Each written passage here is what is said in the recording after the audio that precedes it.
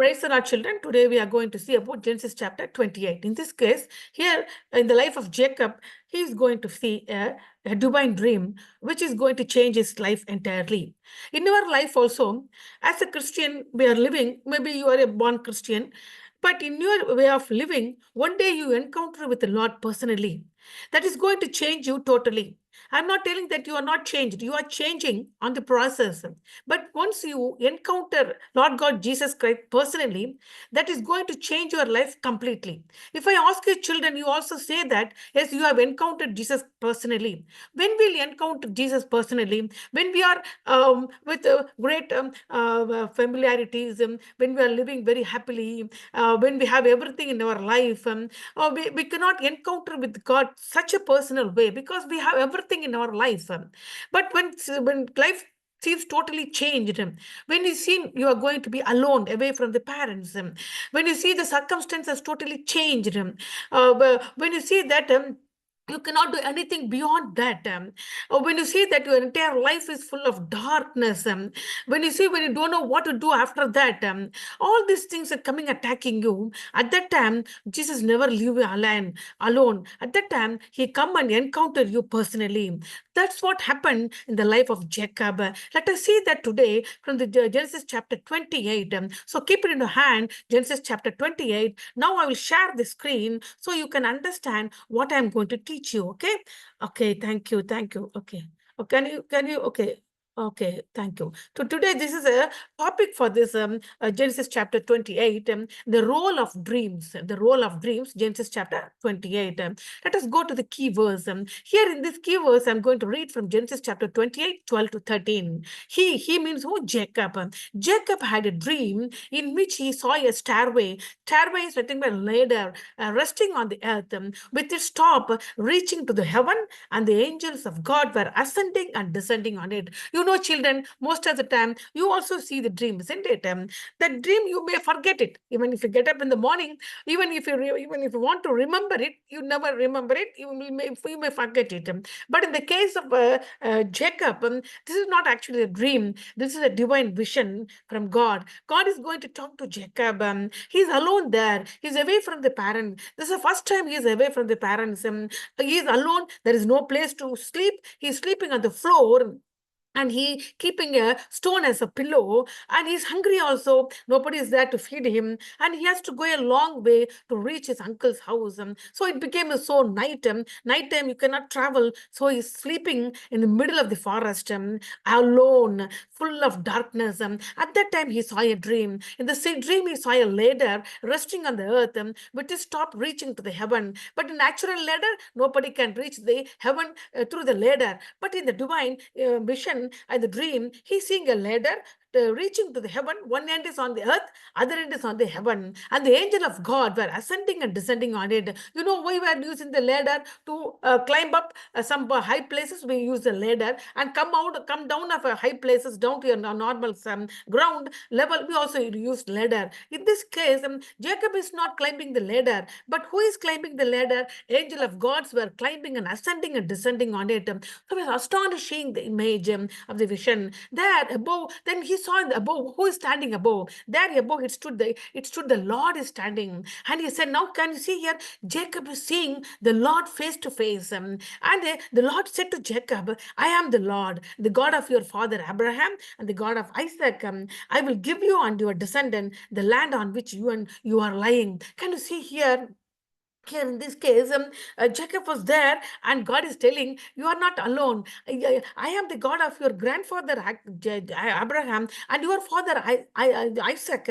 Don't worry, I'm going to give you and your descendant the land. See, he didn't marry till now. God is telling, you are going to marry, you are going to have the children. That children are going to have this land, and where you are lying. See, don't think that you are alone. Don't think you don't have anything. Don't think what is going to happen to you you in future. Don't worry about anything. I am the Lord, not only Lord of you, Lord of your grandfather Abraham, Lord of your father Isaac, and I've given promise to Abraham that I am going to give your family members this land. I am giving the same promise to you, because you are belonging to the family of Abraham, because Abraham's son was Isaac, Isaac's son was Jacob now. So he was very happy. Not only he saw the vision, he saw the God, he saw what God was telling. Now we are going to see today in this chapter why he got this dream and what is all symbolizing. The ladder is a symbol of divine connection. What's the ladder doing here? It is a symbol of divine connection. The ladder in Jacob's dream represents the bridge between heaven and the earth. Why? Because one end of the ladder is touching the heaven, other end is touching the earth. So this is what? Nothing but a bridge. Okay, and in the New Testament also we are going to see this ladder, because Jesus is going to refer this imaginary as a ladder to talk to a disciple called Nathaniel. And there also he is going to say, I am going to be the ladder. Jacob saw the ladder. I am going to the mediator between you and heaven, because through me you have to reach the Father only through me. That's what in that case Jesus also going to use the same imaginary. In the coming slides I will explain you where Jesus used that imaginary. Before that, let us go to the chapter. This chapter has 22 verses. How many verses? 22 verses. I'm going to divide into four sections. Section A, Section B, Section C, and Section D. Section A has 5 verses. Genesis chapter 28, 1 to 5. There we are going to see Isaac's blessing and sending Jacob. Here, who is Isaac? Isaac is Jacob's father. There, first of all, Isaac is going to bless Jacob and he's going to send Jacob. We are going to see where Isaac sent Jacob. The next section is Esau's marriage and their consequences. This is there from 6 to 9. Who is Esau? Esau was the elder brother of Jacob. You all know that previous chapter we learned that Jacob deceived Esau and took birthright. And not only that, Jacob and Rebekah deceived Isaac and took Esau's blessing. All the deception is going on. Now here comes the Esau again. Esau's marriage and their consequences. Already Esau got married. Because of this marriage, there was a great consequences, great problem in the family. That is mentioned in verse 6 to 9. And section C is 10 to 19. Here Jacob's dream of the ladder. Now as Isaac sent Isaac sent Jacob to Rebekah's uncle's house. On the way, Jacob slept in the wilderness. There he had a dream. Okay, that is explained in verse 10 to 19. And section D has Jacob's vow and the finding of Bethel. Now there is a place. Now he's going to found a place called Bethel, and Jacob is going to take a vow. He's going to take a promise. He's going to give a promise to the God. What promise Jacob is going to give? How he's going to fulfill that? That all we are going to see today. The first section is Isaac's blessing and sending Jacob. What's the main point in this section is a passing and divine blessing. Who is going to pass the divine blessing? Isaac is going to give, passing the divine blessing to Jacob. Before what happened? Jacob deceived the blessing and took the blessing from Isaac, his father. Now Isaac himself is going to give that blessing to Jacob. How it is going to happen? We are going to see now. Before this is going to happen, in Genesis chapter 27, 46 says, Rebekah said to Isaac, I am disgusted with living because of this Hittite woman. If Jacob takes a wife from among the women of this land, from Hittite woman like this, my life will not be worth again. What is the conversation? Why are Rebekah is talking to Isaac? The problem here is the elder son Esau got married. He got married a Canaanite Hittite woman. Those women were worship idol. Since they came inside the family, as a member of the family, as a Yusuf's wife, they started to worship idols. But Rebecca don't like it. Rebecca never worship idol. Rebecca and Isaac worship only true God, Jehovah. There's a God the Father. Now the Rebecca got very angry. Now that's what Rebecca told Isaac, I'm not at all happy. I want to die. I don't want to live this life because of this Canaanite woman. So what made Rebecca to ask this question? Why this conversation happened is that prior to this verse, because Rebekah and Jacob had deceived Isaac to secure the elders and blessing for Jacob. When Esau discovered the theft, he vowed to kill Jacob. So prompting Rebekah to warn Jacob to flee to his family in Padan Aram. Amidst his journey, Rebekah confronted Isaac again, Esau's marriage, setting the stage for Jacob's divinely guided. What is happening is this: before Rebekah is going to talk about the Esau's wife to Isaac, what actually happened? Rebekah and the Jacob deceived Isaac and received the blessing. Now Esau was very angry. He wanted to kill Isaac, Jacob. So what Rebekah thought is, before she want to prevent his son Jacob, and also prevent his son Isaac by not killing Jacob. So she made a plan. The plan is that she want to send his son Jacob to his brother's house, where is in Badam Aram. So before doing that, he want to take permission from his husband, isn't it? Because he's going to send his son Jacob a long distance, and she don't know when he will return also. Without daddy's permission, she cannot send him. So she went and talked with Isaac like that. I'm not fed up with Esau's wife. So what you want to do is send my son Jacob. My son Jacob is there. I don't want Jacob to get married the Canaanite woman. So Rebecca told, I'm not happy with this. For Jacob, you have to do something for his marriage. He is also becoming a person ready to get married. So Jacob should not marry a Canaanite woman. So that's what the claim Rebecca did to Isaac. So Isaac called him Jacob and blessed him and instructed him not to marry a Canaanite woman. So first instruction Isaac gave to his second son Jacob is, don't marry Canaanite woman. Your brother married, so there was a great conflict in the house and your mother was not at all happy. So instead, you have Isaac directed Jacob to travel to Badam Aram, to the house of Bethel, to the house of Bethuel, his grandfather, and marry one of the daughters of Laban, his mother's brother. What is happening here? You all know that Rebekah's brother was Laban. Rebekah was living in Badam Aram in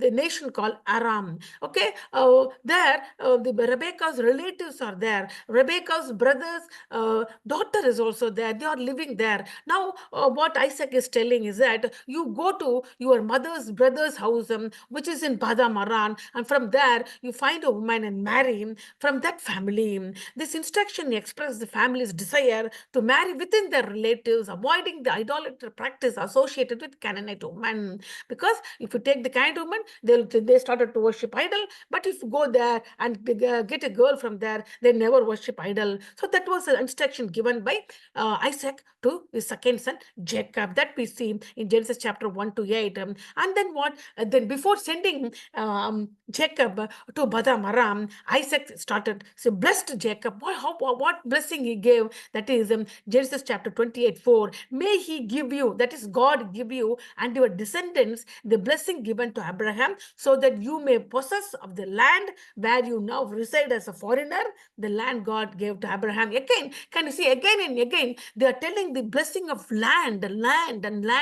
Why like that they want the blessing of land? Because you know that when God called Abraham, he left his land. He was living beautifully, happily, with a very good civilization was there in Ur, in Babylon city. God told, come out of the city. I will send to the place. And Abraham obeyed and didn't ask God where you are taking, but still God took him to this Canaan and blessed him and gave the promise that your descendants are going to have this land. So this blessing went to Isaac.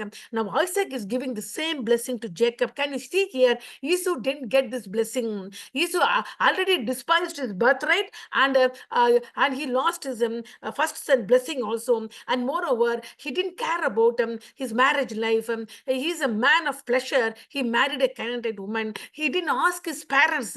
That's what is revealed from Rebecca. I don't like Esau's wife. They were Canaanite women. They are worshipping idols. I hate my life because of this woman. That means Esau didn't ask permission from his parents before getting married. All these things they don't like from Esau. That's why Jacob blessed Abraham. Isaac blessed Jacob and gave the blessing of Abraham to him, what he got from his father. Now, can you see here the nature of Isaac's blessing? What are the nature of Isaac's blessing? Is that previously you know that Jacob and Rebekah deceived Isaac because Isaac was not good, and taking this as advantage, and they took the first son blessing, and Jacob took that blessing unknowingly. Jacob blessed before. Now, in this passage, deliberately, Jacob is going to bless Isaac is going to bless Jacob and going to give the God's blessing. Isaac is intentionally passing on the covenant promise that God ordinarily made to Abraham. This is what is the promise God is making. Can you see here? They took the matter in their hand, but great problem came. The family is going to split. In spite of this, God is intervening and making Jacob himself to receive the blessing from his father, not this time knowingly, deliberately, before unknowingly, and in deceitful way, he got the blessing. Now God himself intervened and is going to give that same blessing to Jacob from his father Isaac, because before Jacob was born in this world, God already blessed Jacob, and he is going to keep Jacob above Esau. Now God's plan is going on. So before sending the Jacob to Rebekah's relative house in Badam Aram, Isaac himself deliberately blessing Jacob. So that's what happened. What are the blessings Jacob gave to Isaac? The three blessings Jacob gave to Isaac. First is numerous family descendant, means numerous family members. You're going to marry, you're going to give birth many children, and inheritance of the land. This land where you are, this land is belong to you and your descendant. And then divine favor. What is the divine favor? Wherever you go, God is going to be with you. He's going to be guidance and provision. Such a great blessing, isn't it? That is what the blessing God gave to Abraham. That blessing gave to Isaac. Then Isaac giving the same blessing to Jacob. Now what happened? We are going to section B. The section B, what happened? Their father advised Jacob to go to his wife brother's house, which is in Badararam, and try to marry the relative girl over there. And I'm giving the blessing deliberately. Before you took it deceitfully, I'm giving it deliberately, and give three blessings.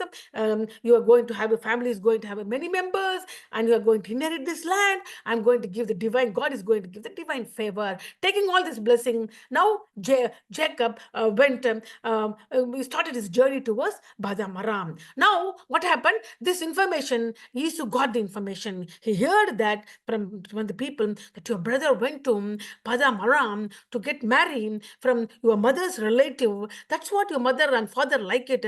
They don't like your wife, and they didn't like your decision of marrying this current woman. So hearing that, Esau was very upset. What is going to do that? That's what given in Genesis chapter 28, 6 to 9. This section is section B, Esau's marriage and their consequences. What is the main point we are going to read in this portion is that highlighting Esau's impulsive choice. Always he's taking all immediate choice in your life also. If you want to take a decision, if you want to take a choice, think twice. If you take this one, what is the consequences? If you take this choice, what is the consequences? And pray to God, and God will help you to take the correct choice. But Esau always never take correct choice. For drinking, for you want to eat a cup of soup, he didn't think to losing his birthright is very, very important. But he didn't care. He took a bad choice of losing his birthright for a cup of lint.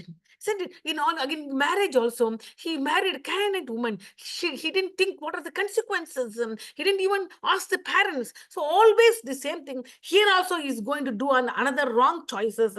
What choice he's going to do? Let us see that. Now you also learned Genesis chapter 28, 6.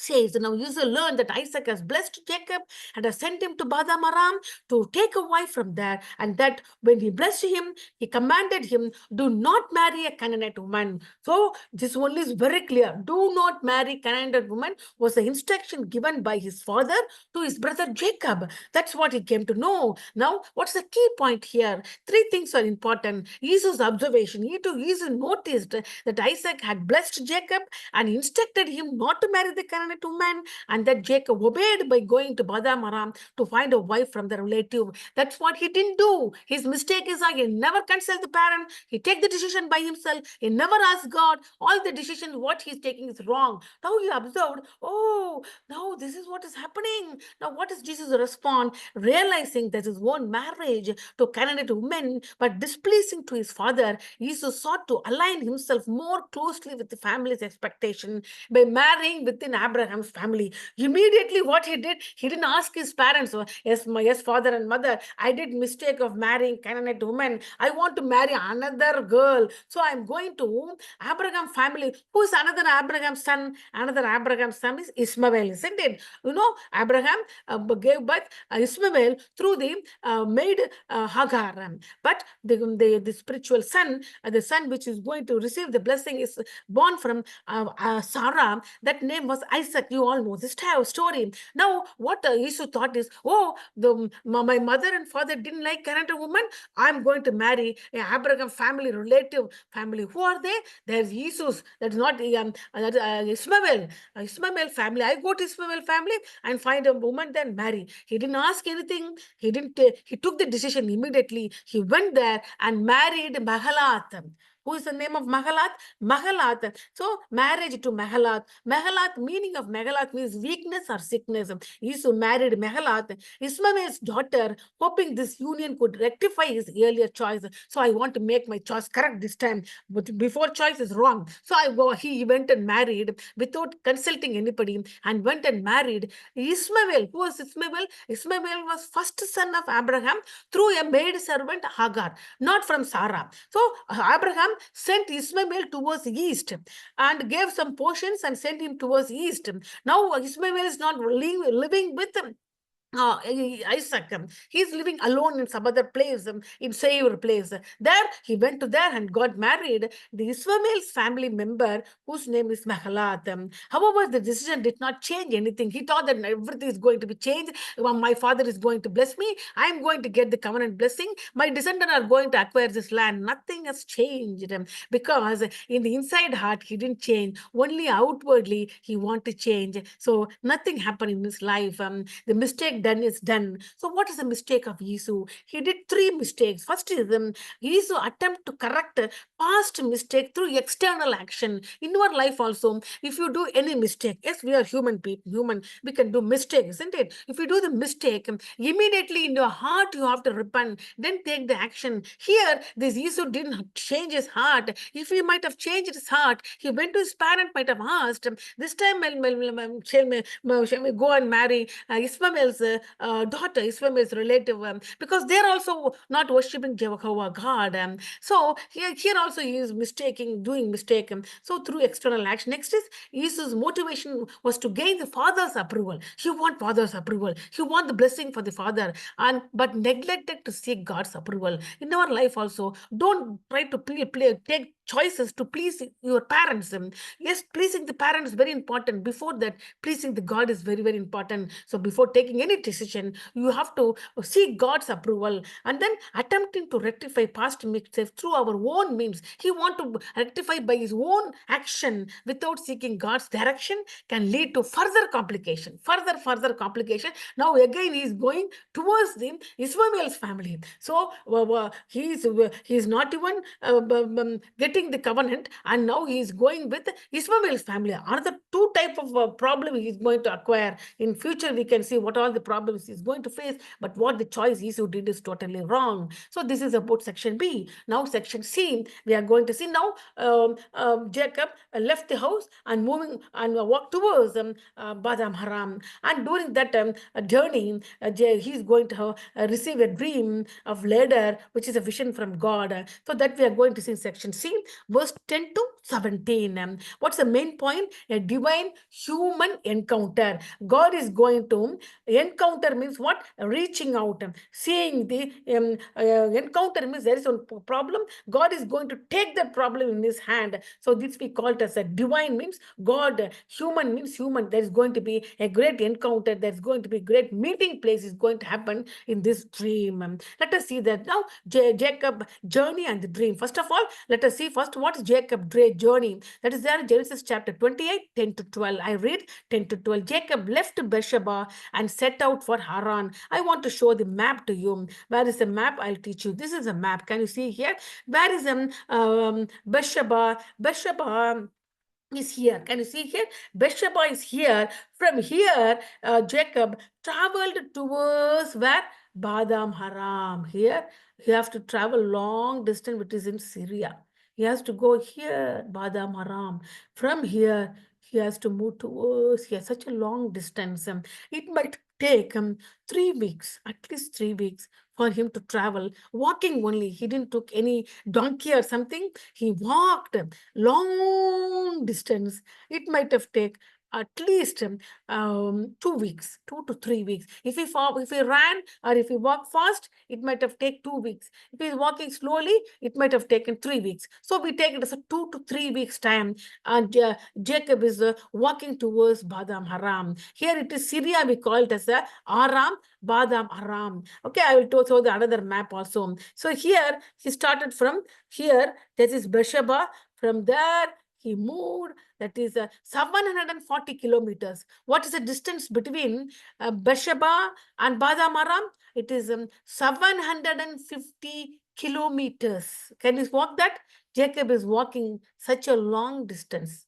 Such a long distance by walking, just walking. And I don't know whether he took food with him or how many days food was with him, what he was doing for drinking water, but his journey was very, very, very tough. It's such a long distance he has to travel. Now, let us see here. From here, Beersheba, he's traveling. Can you see here such a long distance, which is here, Haran, the place where the Rebecca's brother is living is in Haran. Haran means Padam Haram. The nation name is the city. The nation of the name of the country is Badam Haram, but the city where Rebecca's brother living is in Haran. From here, where can you see here? From Sachin, from Beersheba, Sachin, here from Beersheba, he is moving towards there.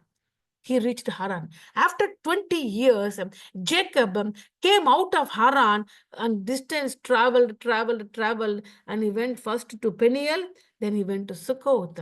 Understand? This is what is going to happen after 20 years. For about 20 years, Jacob is going to live in Badam Aram, in the city called Haram, in the house called Rebecca's brothers, Laban's house. There he is going to marry the Laban's two daughters. The first daughter was Leah, the second daughter was Rachel. That in coming chapters we are going to read. So what is the distance? 740 kilometers he has to travel. As Jacob traveled from Beersheba to Haran, he stops for the night and uses a stone for the pillar. And the night he took a stone pillar and slept. During his sleep, he dreams of a ladder, a stairway set on the earth, reaching to the heaven, with angels ascending and descending on it. Above the ladder stands the Lord who speaks to Jacob. Now, this is what is a dream he is going to receive. And now, what is the Lord's revelation is that why God gave this dream, why God is coming in dream to Jacob, and what he is talking to Jacob, and what is the consequences are going to that we are going to see in Genesis chapter 28, 13 to 14. There above it stood the Lord and said, I am the Lord, the God of Abraham and the God of Isaac. I'll give your descendant the land on which you are lying. Your descendant will be like the dust on the earth, and you will spread out to the west and east and north and south in all directions. All people on the earth will be blessed through you and your offspring. How it happened? Because in Jacob family, who born? Judah born. In the family of Judah, who born? David born. From the David's family, who came to this world? Son of David, Jesus Christ. Because of accepting Jesus Christ, all the nation people received salvation, and the blessing went from the Jacob family to entire world. That is what is happening. I am with you and will watch out over you wherever you go, and will bring you back to this land. God is telling you are not going to stay there for a long time, but I will certainly bring you back to this land. I will not leave you until I have done what I have promised you. So God is talking to him. What are all the blessings God gave? Okay, what is first of all the divine dream? After deceiving his father Isaac and his brother Esau, Jacob flees to Haran. Along the vulnerable, alone and vulnerable, he stopped for a night and experienced a profound dream of ladder reaching to heaven with the angel ascending and descending. This vision signifies a direct connection between God and human, emphasizing that God is actively involving in this world matter, especially in Jacob's life. Now, God is going to act directly in Jacob's life. Even when Jacob feel isolated or facing the consequences of his own action, God reach out to us, offering guidance and consequences. This is what is happening. And God assurance to Jacob, what all God is assuring, first of all, his presence. Wherever you go, I'm going to be with you, and I'll protect you, protection, and I will certainly fulfill the promise, and I'll bring back to your home country. These are all the things God told. In the dream, God identifies himself as the Lord, the God of Abraham and Isaac. He repeats the covenantal promise, granting Jacob and his descendants the land on which he lies, multiplying his family numerously as the dust of the earth, and through his family, the entire world is going to be blessed. So what was the Jacob response? So what are the three things God gave? First of all, increase in the family. Second is, you are going to inherit the land, and I'm going to be with you, protect you, guide you, provide you everything, and you bring you back to this home, your father's land. You are not going to stay in Badaraman for long. So don't worry. Don't think you are alone. I am with you. I will guide you. I will protect you. I will show the favor to you. You are going to marry. You are going to give birth many children. This land belongs to you and your children. Surely, surely, I will fulfill all the promise and bring back to your home country. This is what God blessed Abraham. Sorry, the Lord appeared to Jacob in the dream of divine ladder and gave the information and gave the blessing. So what, and receiving this, what Jacob responded, Genesis chapter 28, 16 to 9, when Jacob awoke from his sleep, he thought, surely the Lord is in this place. I was not aware of it. Oh, I didn't aware. I was thinking maybe when he was sleeping, he might have thought of his mother. Oh, my mother always be very favorable with me, and she used to give me good food. Oh, I did mistake with my dad. I took the blessing deceivably. So now my brother is also want to kill me. Now my father is also not so happy with me because I have deceived my father. Now my mother is also now worrying without me. Now I'm alone here. Who is going to take care of me?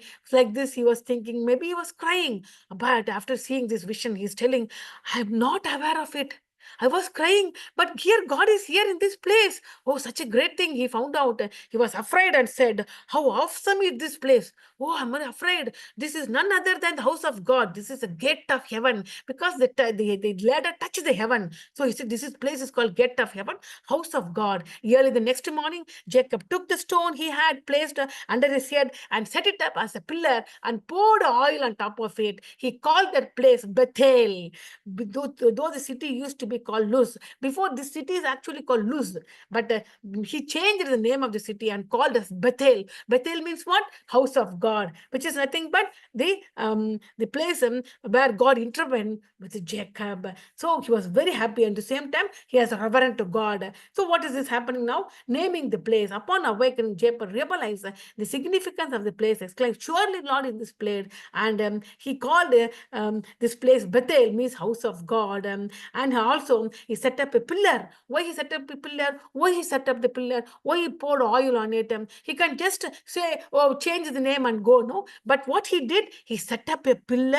What is the pillar made of? The pillar is nothing but the stone on which he was sleeping. He set it as a pillar and he poured oil on it. Why Jacob did like this? Because that pillar is going to be the noticeable memorial of life-changing vision. So he is going to return back anyhow. When he is going to return back, the stone is going to be there. When you see that stone pillar, see God, when 20 years before I was sleeping in this place on this stone, and here I saw the vision and I placed this stone as a pillar and poured oil on it. This is a memorable sight. This is a memorable sight for me, for all my blessings.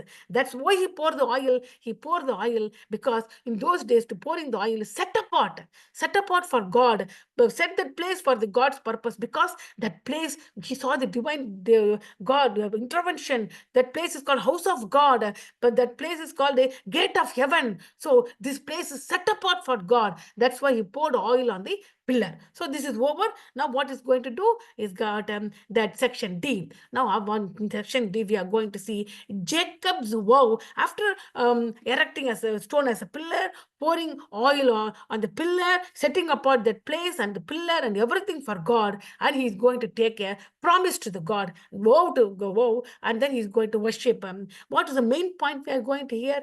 Jacob commitment to the Lord. Before that, he has no commitment. He always go behind the blessing. He never cared about his brother Esau. He also never cared about his father Isaac. He deceived everybody. He want only blessing and blessing and blessing.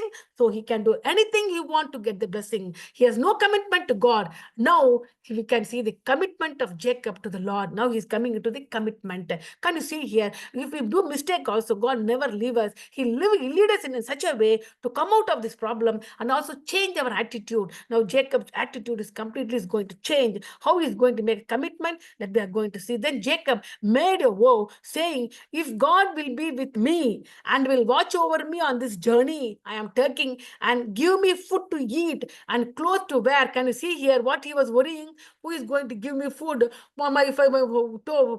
my clothes get torn away, who is going with the clothes? I have no money, nowhere. That's what he's thinking. Now he's talking, God, I'm going to make a good journey. If you're going to be with my good journey, if you give me food to eat and clothes to wear, so that I return safely to my father's house.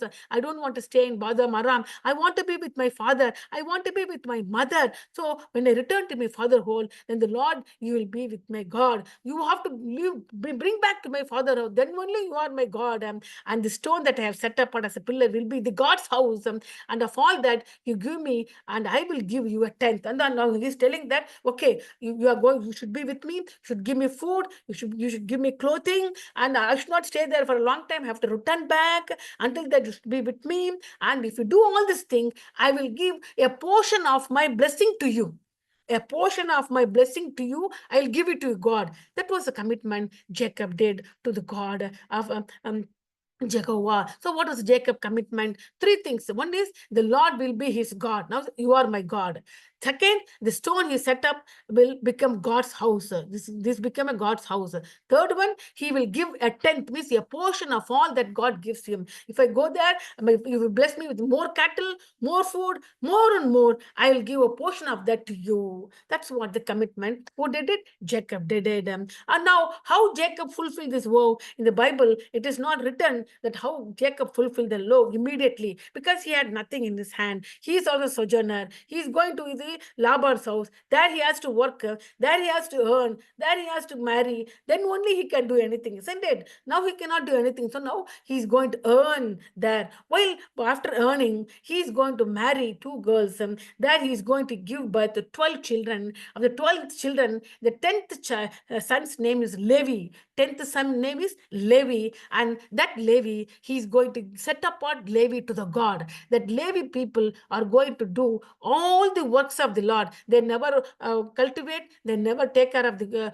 They never be a that is shepherd. They never do any worldly work. They'll only take care of God's work. They'll build the tabernacle. They will give sacrifice to the people, and they'll do all the works in the God's temple. So they are going to be set apart. So one of my children is going to, for you, that is going to happen in future. And moreover that, after 20 years, Jacob is going to return to the same place where he saw the vision, to the Bethel. There he is going to build the altar at that time, not now, because he has nothing in his hand to build the altar. He has nothing there for to give the sacrifice to God, because he is empty-handed. He is himself running for his life towards Badam Aram. So he is going to fulfill in future. After 20 years, everything Jacob is going to fulfill. He is going to build the altar in the place that is Bethel after 20 years. And after 20 years also, not 20 years, after so many years after,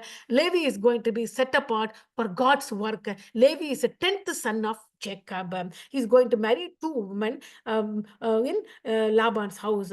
So Lord's vision. So we are going to see two things here. Here we see the Lord's vision. Isn't it? Again, this main chapter is a ladder vision, and this ladder vision again Jesus Christ also going to use it. We are going to compare those things. Here the ladder vision in Jacob 28. What it says, the Jacob dream of a ladder set on the earth with his top touching to heaven, and the angel of the God ascending and descending. What do you mean by angel of the Lord ascending and descending? Angel of the Lord ascending and descending means the God, the angel of the Lord is taking the prayer to the Jehovah God, and he is sending the answers to the prayer. That is the meaning of it. So hereafter, God is telling Jacob, you ask whatever you want, you ask to God. That message is go to the God, and from there you will receive the answer. That is the meaning of it. There in Jacob's dream, the ladder links the earthly and heavenly realm, showing God's active engagement with humanity. Now you are not alone. I am going to be actively involved in your life. Whatever is going to happen, I am there.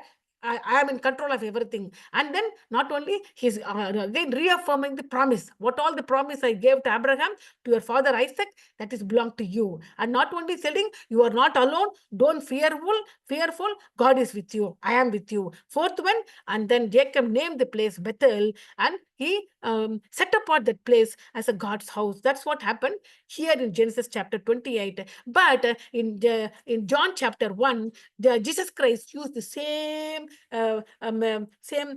symbol of ladder. To whom he used, that is, he used that same symbol of ladder to a man called Nathaniel. Nathaniel once came to Jesus Christ. At that time, God told Nathaniel, when you are under the a palm tree, I know you. How he was astonished. How you know me? You didn't see me. You are seeing me the first time, but now you are telling when I'm under palm tree, you know me. I'm astonished. Then you are Messiah. You are the God. That's what Nathaniel is telling. Then God told, you see the Son of Man. You will see the heaven opened and the angel of God ascending and descending on the Son of Man. Now Jesus is telling to Nathaniel, you are astonished by seeing this. I'm telling that I saw you before you saw me in the vision. I know I am a God. I'm an omnipotent God. I'm omniscient God. I'm everywhere. I know where are you, and I know your name. I know your family, from where you came from, where you were before this, what you were thinking in your mind. Everything I know. That's what Jesus is revealing to Nathaniel.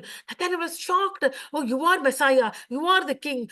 Everything he's saying, you are the Lord. Nathaniel is saying. Then God said, you will see heaven open and the angel of God ascending and descending on the Son of Man. Here, Jesus Christ is replacing ladder with the Son of Man. Who is Son of Man? Jesus Christ telling himself as a Son of Man. So Jesus Christ is the bridge between God and the human. If you want to attain, go to heaven, only through Jesus Christ you can go to heaven. That is what Jesus Christ is telling here. So can you see here, Jacob saw the dream and God revealed that there is a ladder, which means that God is going to intervene with the human's problem and is going to take control of it, humanity. Now Jesus Christ came to the world and telling human people can go to heaven only through me, because I am the ladder. Here in this vision, Jesus Christ didn't tell the angels are ascending, descending on the ladder, but the angels are ascending, descending on the Son of Man. And the Son of Man. So who is Son of Man? Jesus Christ. So what are the main point of Genesis 28? Isaac blessed Jacob and sent him to Badam Aram. First point. Then Esau attempt to please his parents by trying to marrying the Ishmael's granddaughter, but didn't change anything. Then Jacob had a dream at the Bethel. There he intervened with God, and God gave protection, God gave his presence, and God gave promises. And Jacob made a vow there and made a commitment that he would that the Lord the God is his God, and he is going to give a portion of all his blessing to Lord the God Jehovah. That's what happened here. So what is the practical lesson we are learning from this lesson? What do you learn from this? Three things as a youth you should learn. Seek God's guidance in your life decision. Okay, in your life decision, seek God's decision. Don't take decision by yourself. Jacob obeyed his parents' instruction to avoid marrying Canaanite woman, choosing instead to find a wife from the mother's family. This underscores the importance of seeking God's direction and honoring godly counsel in making the life choices in your life also, where you want to go to study, to whom you are going to marry, where you are going to work.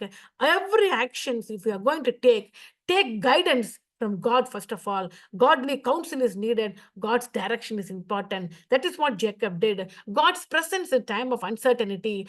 As Jacob was traveling, he was alone. He think nobody is there with him. But God revealed himself to the dream and assuring Jacob of his presence and promise and the protection. So wherever you go, don't think that you are alone. God's presence is there when you are feeling alone, when you are feeling you are in vulnerable position. Don't worry. God will guide you. God will comfort you. God will provide you wherever you go. God's presence in the form of Holy Spirit is with you. Now, third one, personal commitment to God is very, very, very important. You have to commit. How Jacob committed his life, he set up that stone as a pillar and he poured oil on it and he committed his life to God and say, you are the Lord the God of me, and I'm going to give the tenth of my all blessings to you, and you are my God. So that commitment should be respond to you. Always you are committed to God, and remember God blessing in your life. Don't leave the God, and always try to give back what God has given you in the form of spreading the gospel, in the form of spending the time in the God's word, in the form of doing the God's work.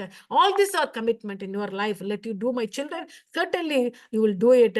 So because today's memory verse is Hebrews chapter 4, 14 and 16, because Jesus Christ told, I am the ladder. Son of Man is a ladder. Only through me you can attain the heaven. That is what Jesus told to Nathaniel. So Hebrews chapter 4, 16 and 17 says, for we do not have a high priest who is unable to empathize with our weakness, but we have one who has been tempted in every way, just as we are, yet he did not sin. Let us approach God's throne of grace with confidence so that we may receive mercy and find grace to help us in our time of need. This is representing whom? Jesus Christ. Who is our high priest? Jesus Christ is the high priest. Who is our ladder? Jesus Christ is our ladder. Through Jesus Christ, we can go to heaven. Through Jesus Christ, we can approach God's throne. Through Jesus Christ, we can receive the grace of help in the time of need. Because Jesus Christ came to this world as a human, he also faced all the weaknesses. He also faced